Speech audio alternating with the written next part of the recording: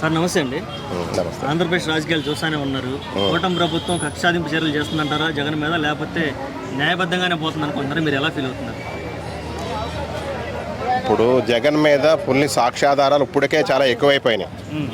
పొంగి పొంగి బొరులుతున్నాయా పాలు పొంగినట్టు? మామూలుగా కాదు.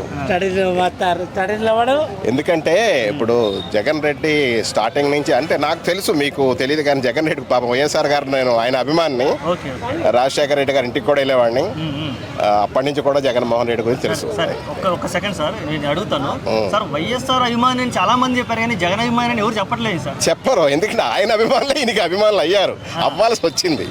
అంతేకాని రియల్ గా జగన్ అనేది ఆయన అభిమానులు కంటిన్యూ అవ్వాలి కదా సార్. ఇప్పుడు చిరంజీవి గారి అభిమానులు రామచంద్రకి వచ్చినట్టు వైఎస్ఆర్ అభిమానులు జగన్ గారి రారు. ఎందుకంటే ఇక్కడ వ్యక్తిత్వం తేడా ఉంది.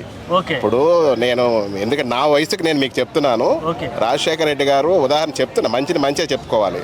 ఎందుకంటే ఆయన చెడులు చేసి ఉండొచ్చు, తర్వాత విషయం. ఏదైనా ఆపదలో ఉన్నవాడు ఒకడు వస్తే, సార్ ఆ అబ్బాయికి ఆ ఉద్యోగం ఎవరా, లేదా ఈ అబ్బాయిని ఆఫీస్లో పెట్టరా అనేవాడు. ఈయన అట్లా కాదు. ఆ టైప్ వాళ్ళు వస్తే గేట్ దాటరా అనేవాడు జగన్మోహన్ రెడ్డి. ఇది పేద ప్రజలు అనేది ఇవాళ ఏదో కొట్టుకోవడం తప్ప రియల్గా పేదల గేదెలు అంతా ఏమి ఉండదు ఆయనకి. అంత కమర్షియల్ మైండ్, స్కాముల మైండ్ ఫస్ట్ నుంచి కూడా మేము దగ్గర నుంచి చూసాము. దయచేసి మీరు తెలుసుకోండి, వాలంటీర్ల నుండి కూడా ఆయన స్కామ్ చేశాడని ఈ మధ్యన బయటపడుతున్నాయి. ఈ లిక్కర్ స్కాములు ప్రతి ఒక్క వర్క్లో కూడా జగన్ స్కామ్ అనేది 100% ఉంటుంది. అది జగన్మోహన్ రెడ్డి వల్లనే రాష్ట్రం మొత్తం ఏదో చిల్లర బొల్లర పేద ప్రజలకు పెట్టామనే డప్పులు తప్ప ఎవడో నెలకో సంవత్సరాలకు ఇచ్చే పథకాలు ఎవడో కావాలి. రోజు పని కల్పించమండి, రోజు ఉద్యోగాలు ఎవరికైనా ఇచ్చాడా? అప్పుడు ఎన్ని ఉద్యోగాలు ఇచ్చారు అక్కడ? చాలా మంచి పరిపాలన చేస్తున్నారు కూటమి ప్రభుత్వాన్ని ఎవడో కెలకొద్దు, ఎవడో విమర్శించడానికి కూడా సరిపోరు. దయచేసి కొంతమందిని ఈ ప్రతిపక్షాలు అవి ఇవి రెచ్చగొడుతుంటారు. ప్రజలు మీరు అర్థం చేసుకోండి. మీరు గతంలో వైఎస్ఆర్ పార్టీ కావచ్చు, లేకపోతే వేరే పార్టీ ఏదైనా కావచ్చు, కానీ ఇప్పుడు కూటమి ప్రభుత్వం చక్కగా మోడీ గారు సపోర్ట్ చేస్తున్నారు. అలాగే పవన్ కళ్యాణ్ గారు కూడా చాలా కష్టపడుతున్నాడు. అర్థమైందా? ఇప్పుడు పవన్ కళ్యాణ్ గారు భారతదేశంలో జనాదరణలో 2వ ప్లేస్లో ఉన్నాడు.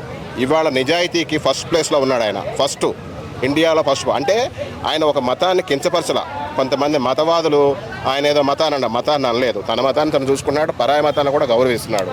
అర్థమైంది? చాలా మంచోడు ఇవాళ. అటువంటి వ్యక్తి కూడా కూటమిలో ఉండటం మన అదృష్టం. ఓకే, జస్ట్ ఒక 3 ఏళ్ళు ఓపిక పట్టండి, తర్వాత నేను వస్తున్నాను అంత సీన్ లేదు అసలు. 3 ఏళ్ళుగా సుపరిపాలన అందిస్తున్నాను. 3 ఏళ్ళు పోయిన తర్వాత కూడా 3 సీట్లు కూడా రావు. ఇది చెప్తున్నా, అసలు జగన్ సీటే రాదు.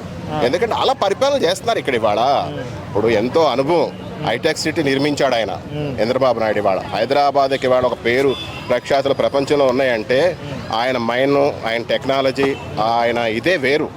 ఎందుకంటే ఆయన ఇలా డప్పాలు కొట్టుకునే పరిపాలనలు, ఈ వరస్ట్ పరిపాలన ఆయన దగ్గర ఉండవు. పెర్ఫెక్ట్గా చేస్తాడు. కొద్ది రోజులు 1-2 ఇయర్స్లోనే అమరావతి ఎంత వైభవం ఉంటుందో మీరే చూస్తారు. Okay, thank you.